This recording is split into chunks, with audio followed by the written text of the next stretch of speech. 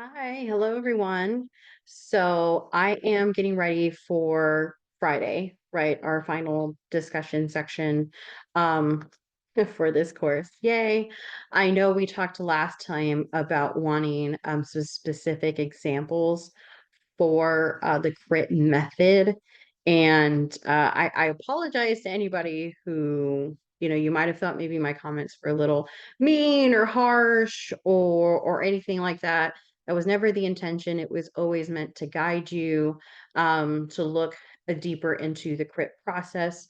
Remember, with the journals, you are able to provide less detailed information because that was a way to practice. Journals 1 through 4 are a way to practice towards the CRIT method. Your midterm is for you to show. I mean, you're going to go all in depth. You are going to work outrageous amount in regards to this project. So all of my comments are meant to reflect that. They're meant to guide you. I absolutely apologize if I failed to realize that maybe we needed a little bit more guidance on that. I wanted to provide that to you, but I also didn't want to take up too much of class time. And I also didn't want to waste our last day in case you had any other questions. And then we can also hit some of the other things that we've decided to go on.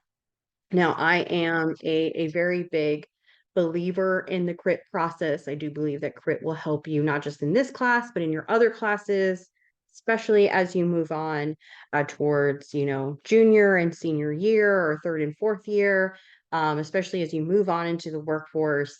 CRIT is absolutely essential. Now, one of the things that I have to do in my own coursework is I do have to present on a film, blood quantum for Thursday, which is tomorrow. And I thought that would be a great opportunity for me to show you how I would use CRIT in that class in order to do that film analysis. And so the reason I'm doing this and the reason that I shy away from examples, I know I've talked about this before, but the main reason I did not spend time in class doing an example is because when that happens, we used to have a video on Dr. C using Posandy as a breakdown for the CRIT process, and then you were unable to use that for your final, sorry, your midterm, right? Because you already have seen someone else do it for you. Okay. And I know as a student, I would be devastated if I was like, okay, since, we used Post Andy in the video and we used Desiree's baby in class, now you can't use that for your midterm. And if you did use it, then you get a 0. So I'm going to use something outside of this class in order to better show you the process. Okay. And I'm just gonna spend some time kind of breaking this down a bit because this is what I've noticed from your midterms. Step 1 and step 5 are stellar. They're awesome, right? So if you've been seeing some of your grades, you might have gotten a 2 in paraphrase, maybe a 1 for observations, and like a 0 for contextualization, analyze, and then a 2 again for analysis. And then reflection is usually something very difficult because most students, this is brand new, right? Like this is something that you haven't seen before, and it's because um, it's really not pushed in high school.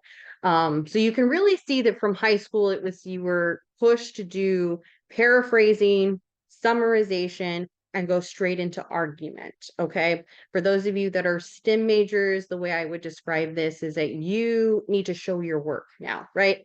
If you've taken physics, you've taken chemistry, you've taken algebra, that is always what your teacher says. You need to show the work. You need to show me how you're breaking this down. You need to show me how you're using your formulas. That's exactly the way that CRIT is supposed to work for you. Okay. Um, so from what I can see is that we've practiced so much in going into an argument. We've practiced so much in paraphrasing that sometimes breaking it down to say, what have I observed? What is my contextualization might prove to be a bit challenging. And then doing the analysis, I'm sure, is something very new since the directions are very specific on how you're supposed to complete that section. Okay. So let's keep all of this in mind. I don't want this video to be exceedingly long. I know it can be working with CRIT. So I'm only going to do just a few examples for you. This will also, when we get to step 5, this will also help in a topic, thesis, sentences, things like that. Gonna just downgrade this a bit so that we don't get distracted by my talking face. Okay, so paraphrase. And I'm going to be working with, like I said, like quantum. If you're familiar with it, great. If you're not, hopefully this still makes sense. So in Jeff Barnaby's film, what quantum, and I'm not going to be really worried about spelling too much, because this is going to be like a first draft, like me walking through this. And here's my like quantum, a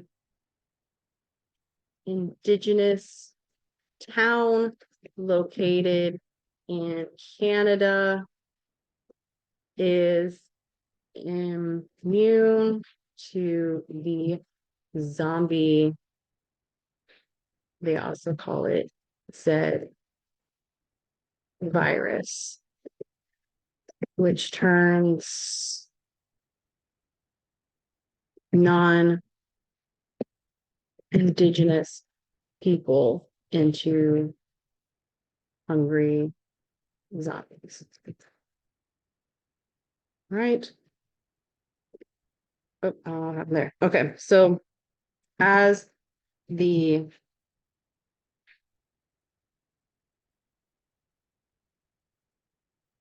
what are you telling me here?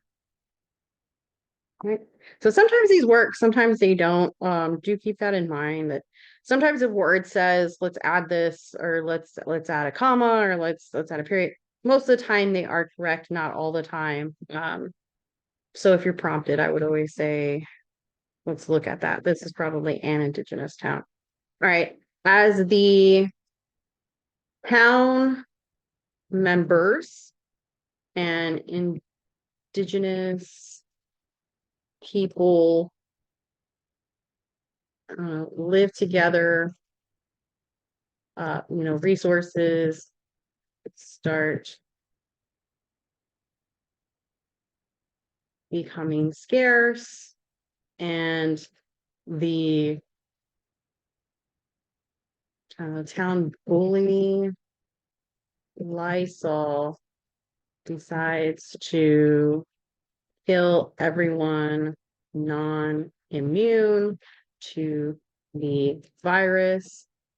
Lysol is either going to be, Lysol is removed from causing harm by his brother Joseph and his grandfather. All right, so 3 sentences. And the 3 sentences, I've told you the director's name as well as the title, right, of the film. We have a little bit of what's happening. Again, going over is not going to be an issue with me. But this tells you the beginning, the middle, and the end, right? Which is exactly all you need for a paraphrase. If you're only paraphrasing the first 4 pages, you might need to add some details about the end. All right. And try not to let any of the observations or your own personal feelings kind of slip in. This is just to say the factual pieces. So with observation, we are not limited by any means. Now, just to remind everyone here, we do have some of the narrative elements that are listed. These are not by mean all of them. This is just a few that you can work with. And like I said, you can go through and put details, you put word choice, repetition, anything like that to help you get started. That's fine with me. Some of these might be in there, not all of them will be. And like I said, you can have 50, you can have 100, you can have more than any type of observations. So the way that I'm going to start here is what? Okay. The character Alan is nicknamed Lysol. Okay. Um, Also a observation is we learned his nickname 6 minutes into the film, but learned his, I don't know, birth name or maybe like, but learned his government. I don't know if that's like, but learned his, I'm gonna just put government name, um, 20 minutes into the film. Um, the alter ego Lysol. Okay, I said I wasn't gonna worry about spelling. This is gonna bother me. Is also featured on the front, on the, it's not a dust jacket, that's for a book, on the poster slash cover for the film. Okay. So I'm gonna stop here because like I said, we can do many more, but I'm gonna stop here and I'm gonna show you how from just these three I can take it into contextualization, right? So anything in step two is inside the film, what you've learned inside the film, inside the book, inside the short story. Right. So I know sometimes in contextualization, we want to put summary, like not summary, the setting, like, oh, it takes place in Chicago, or we want to put anything like that. If we learned that within the piece, right, and within the poetry, within the story, within the film, that goes under step two. Okay. Now, anything that we learned outside, now I'm going to say film probably a lot because I'm doing a film. Anything we learned outside of the film, we are going to put here. And even if it sounds very obvious, still put it here, right? So Lysol is a name of a company that provides cleaning supplies. Okay. Even though I know what that is, you know what that is, I'm still putting it here. I did research that because this film's supposed to take place in 81. So I was like, when the hell did Lysol hit the market? It actually came out in the 70s. So kudos there. Since this was information, additional information that helped us, that falls under literary, right? Because we already knew his nickname was Lysol. Okay. We already knew all this information. So from here, from just this, right? These three observations, we've now have one contextualization. You can put literary. Okay. Lysol is a cleaning company. And then I'm going to break it down further and take you right into analysis with me. Now, remember with analysis, you have to use some type of phrasing. This is significant. This is important.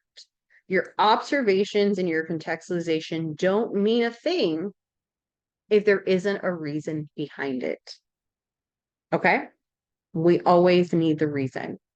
So from just this, okay, so knowing that his nickname is Lysol, he's featured on the cover. We know that it's a company that does cleaning supplies. Why is this important? Okay, so knowing that Lysol, oh no, I'm gonna put this, knowing that Alan's nickname is Lysol and that he is featured, so remember this is a rough graph. Okay, so you can edit as much as needed. Okay, so knowing that Alan's nickname is Lysol and that he's featured on the film cover is significant. Again, you don't have to use this exact wording. You can say is important, is emphasized, is anything like that.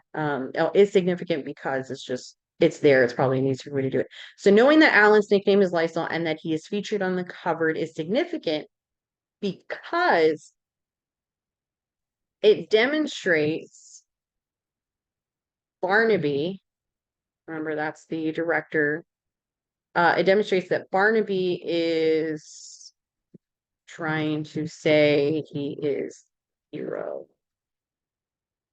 I'll probably clean this up. Ooh, probably clean this up better than that. So, I'm probably.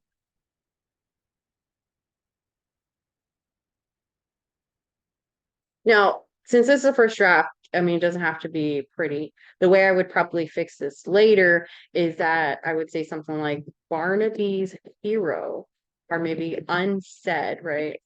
Non-specified hero of the film is Lysol because he is one, featured on the film cover, and two, we learn about his alter ego and we learn about his nickname, right? So, like, we learn about his alter ego first in the film.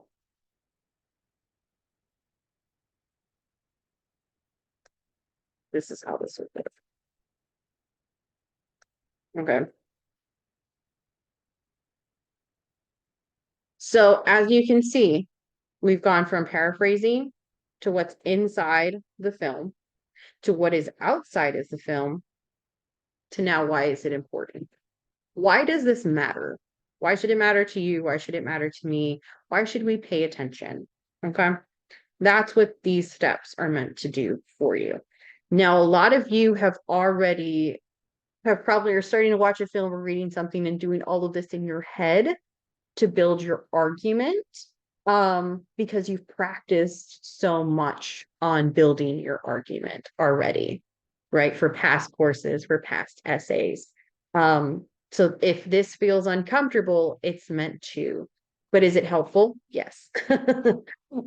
Let's see. What are some other observations? So another observation is it reminded me of the COVID-19 pandemic. Okay.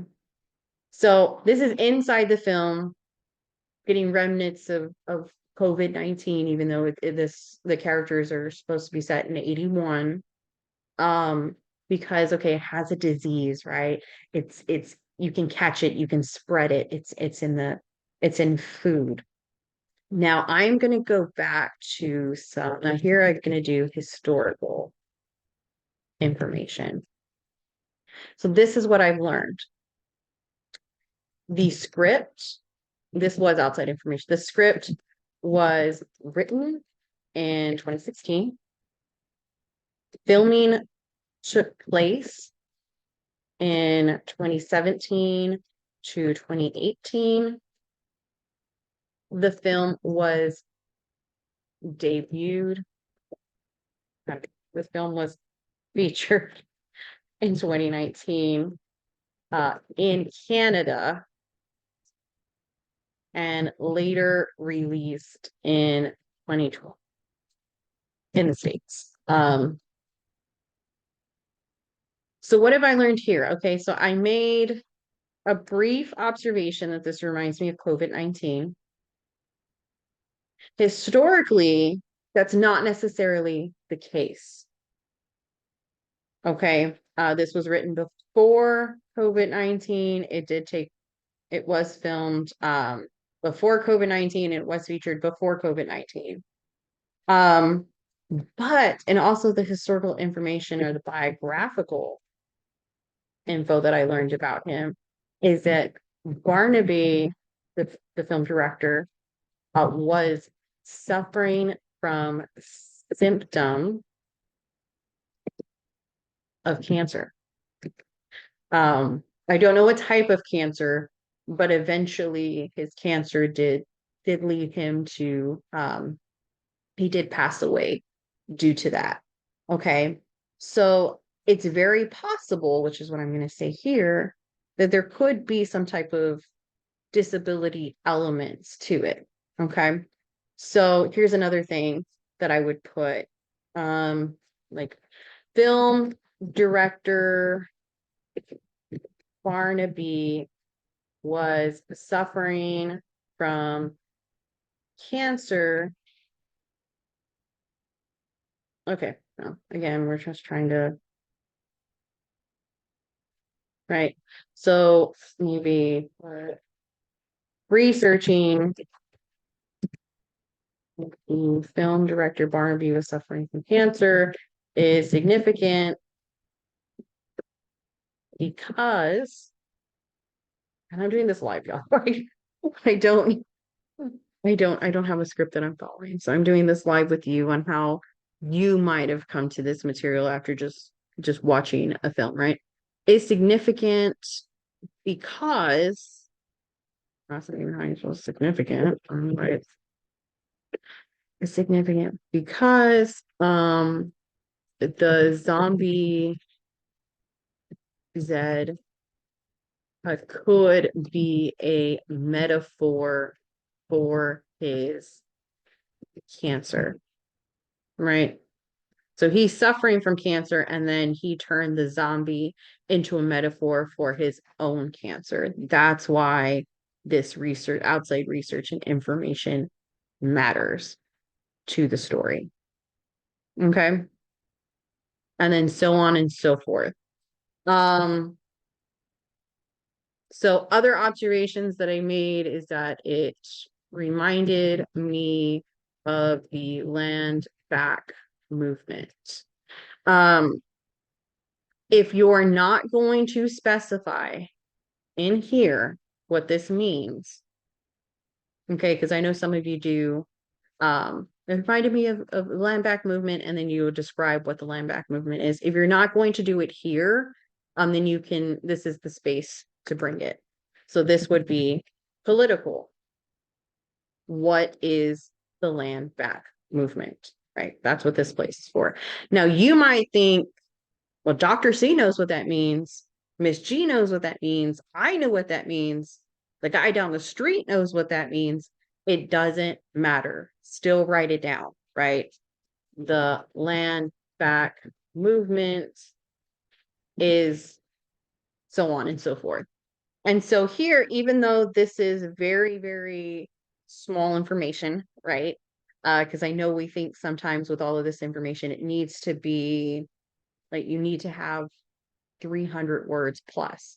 You've essentially fulfilled the assignment, right? You have fulfilled the assignment. That's all that we've ever asked for. Fulfill the assignment, no more, no less.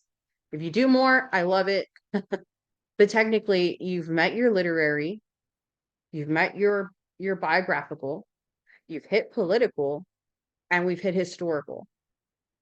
Okay. Now, historical, okay, like it's about the film, but yes, looking up to knowing when was it written? When did Hawthorne write his piece? When was it published? Is helpful information, right? Because it helps weed out some of our observations like this. Doesn't mean we can't relate it back to the COVID-19. It just means he was not influenced when he was writing this with COVID-19. Okay. So here's where we get to our argument, right? So we've gone from inside information into the story. We've gone to outside information from the story. We've gone to say, why is this important? Why do you need to know it? To now, we're going to come up with our argument. Our argument does need a thesis statement. Remember, your main thesis or your thesis statement is the central idea for your entire essay, right? This is what you're going to be fighting for. A topic sentence is for every paragraph. Okay, so how would that look? So I can say my thesis is Barnaby is writing a film about disability, particularly how cancer spreads throughout one's entire body. causing, I don't want to say you, I don't want to do second person, but causing oneself to feel like a zombie. Right. So this is the overall thesis. This is what I want to prove throughout the paper. The topic sentence is going to be the evidence. Now, of course, you are just writing think of this more as an introduction, right? Because that will probably feel less intimidating. You are writing an introduction to your paper. Where is your paper going? What are you going to be discussing? Why is it important? Okay. So you can put together a intro with, here's my main thesis, and these are my topic sentences. And then when you're progressing throughout the essay, just right out of there, just take your topic sentence and use that as your main paragraph or the start to your section of that particular piece. So, okay, so I'm trying to prove that this is a disability, that this film should be part of the disability framework. What is one thing that I would use to prove that? Okay. Barnaby himself was I don't want to say sufferer, like was experiencing cancer when he wrote, filmed, and directed this film. Okay, so that's the first, right? That's biographical information. What would be something else that I would use? It has a feel like the COVID-19 pandemic. This will probably become something closer to it acts like a pandemic, right? Not necessarily COVID, it could be influenza, it can be smallpox, it can be anything of the like. But it has a feel that it can be pandemic-like. And maybe that is what he's saying with the film, is that if we don't take care of cancer, it's going to spread. What is something else going back to, because you should always have at least maybe 3 that we can look at. All right, I would say maybe also examining Lysol's ideology of what? Ideology of, I don't want to say cleanliness, of cleaning, of extermination is also a it's also a worldview of eradicating cancer. Okay. So I'll kind of explain this a little bit as the paper and my presentation tomorrow progresses. But Lysol, obviously he's a cleaning, right? It's a cleaning product. So he is trying to clean away anybody that is not immune, right? And if we are seeing zombies or the Zeds like cancer, then he's cleaning out the cancer before it starts by eradicating all of these people throughout the film, right? And if you've ever been through chemotherapy, it's very similar to that, right? Because chemo is going to not only get your good cells, or your bad cells, it's going to get your good cells also. So Lysol could be a representation of that. And that's what I'm trying to say with this sentence. So as we can see, we've started with just, this is what we saw. This is what we saw experienced in the film. These are some quick observations, and these are not even all of my observations. for the film. I just wanted to show you how three can become one and how we can eliminate some and how we can kind of go into elaborating on other certain pieces. Because it's when we don't have an elaboration. I'm like, where are you going with this, right? And then here at how we broke down contextualization into the four main pieces. Now, this doesn't have to be everything because anything that is additional information goes into this section. So while I can say, okay, Lysol is part of the literary device, right? We need to know what a clean supply is. There's many, many more that we can use, right? Because as I can say here, Lysol is a metaphor, right? Zombies are a metaphor. And then we can kind of break that down to literary devices, right? Maybe Barnaby in his other works does provide metaphors. And he actually does.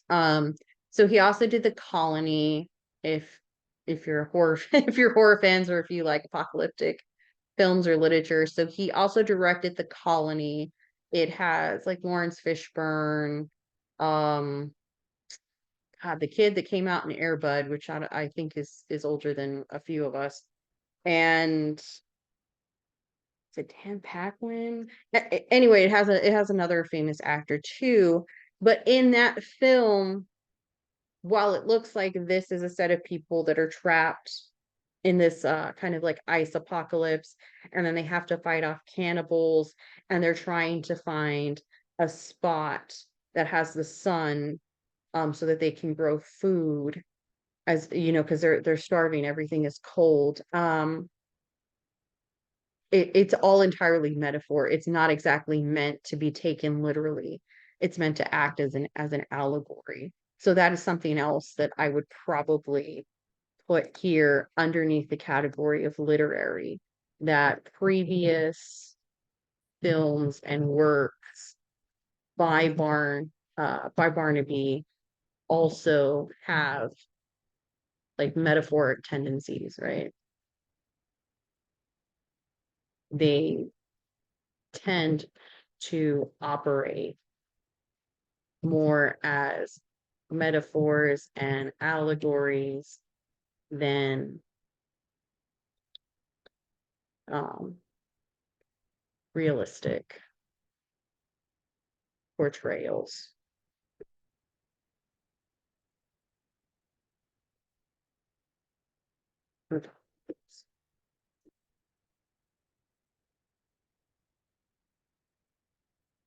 Okay. So also keep in mind that this is a weed out process, right? So anything that you observe, you can observe 100 different things, you may not need them. The same thing with contextualization. You can contextualize 100 different pieces to this, and you may not need it, right? We may never talk about the land back movement, but we recognized it, we elaborated on it, and then by the time we've gotten to the analysis, we might have said, okay, I know where I'm going with this, right? I know what I want to say about the film.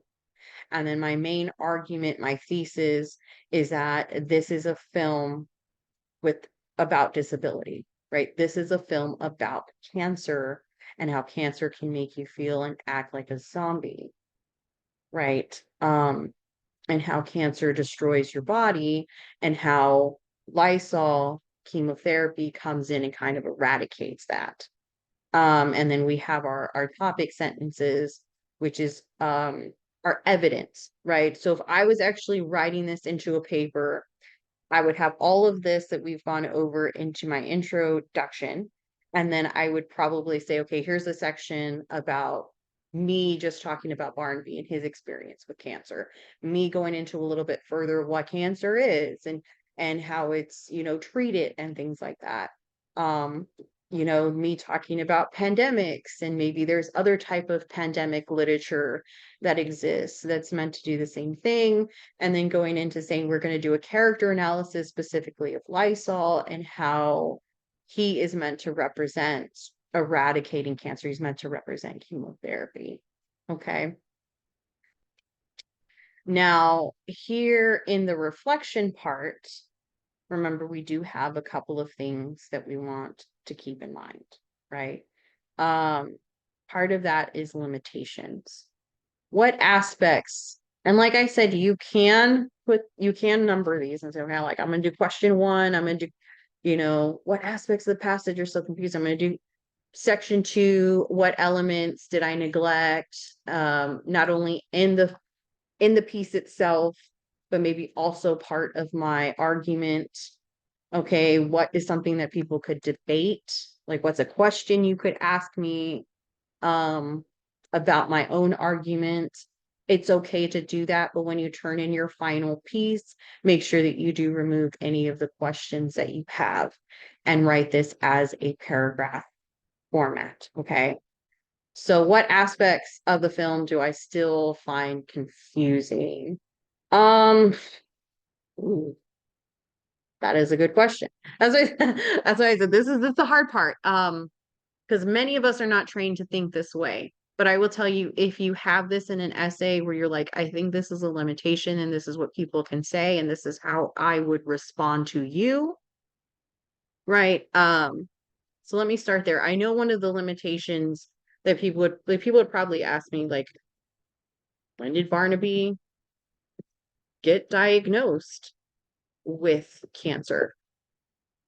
You know, because like with COVID-19, right? Like if I said this is a film about COVID-19, one of the limitations is COVID-19 has not happened yet. He is not aware of COVID-19, right? He has no idea this is about to hit um, until the film's released in the States in 2020. So that is a big part of my argument that could just fall through, right? So maybe Barnaby didn't know he had cancer until after filming. Well, what does that do to my argument? Well, I mean, people still experience cancer um in a subconscious, like not just in a physical sense, but a subconscious level. So that's something I could use to respond back to that. What's something I might have neglected? Well, other characters, right? So Lysol is on the cover of the film, but he's also not in the entire film, right? So we have other characters like Trailer. Trailer is the main, like we see him all the time. He's the leader of these group of refugees. He's the sheriff in the town prior to the fall. He's the one that starts, like, he's the one who encounters the virus first in animals. So he is essentially like our main person. If you're following through apocalyptic tropes, he fits every single category. So I've neglected to say who Trailer is, why he's there, and why we need to know him. All right. So I could completely say, well, you're wrong, right? They just put Lysol there because he makes an interesting piece on the poster. Now, another thing I forgot to say here when I was researching this is that Barnaby is actually very heavily involved. So sometimes with these posters, they do come from production agencies that are trying to push a certain narrative, right? They want you to go see the film because Ben Affleck is in it. Um, but he was really involved. Like he is part of writing, filming, editing, producing. Every single part of this, he is heavily involved. He's not giving this off to a studio. So the fact that he picks Lysol is important. But it's still a piece that somebody could argue. Are we sure? Right? Someone else didn't come up with the idea of the poster. Um, so that's what this section is designed for. Again, it doesn't have to be long. It just has to be a simple paragraph. But this is what I would say, think of this as a kind of a conclusion area. This is where you want to say, like, I know I didn't hit everything, but just to reiterate, my paper was about this, or my idea was about that. It was never meant. Um, to be an all-inclusive. Like there's so many different parts of disability literature and disability framework, that it was never meant to be all-encompassing. But I did want to point out this one little tiny fact. That's what this is for. And then if you're going to be working on this project at a later time, right, this is also where you would say, I'm going to, I didn't touch on this or I didn't touch on that, but I'd like to at a later time. And it always leaves it open for you to do so. Okay. I'm going to go ahead and stop sharing now. So I hope that this was helpful. Again, I want to apologize if I failed to recognize that we needed this maybe in the middle of the semester. But I do think with it would be helpful for everybody, even if it's already been graded, even if you've already passed with an 8 or above, using the CRIT process in other courses, using the CRIT process when you get into your professional life and setting is going to be very helpful. I don't want to be like I am a CRIT believer, but I am a believer in the process. And as you can see, I use this in my own classes. This is how it's been very helpful to me. So I'm sending this video because like I said, I don't want it to take too much of your class time.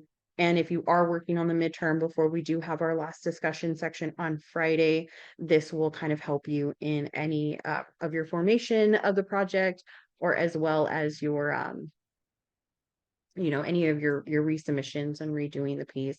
I'll also link this video into the feedback sheet for you, so you're able to find it easier that way.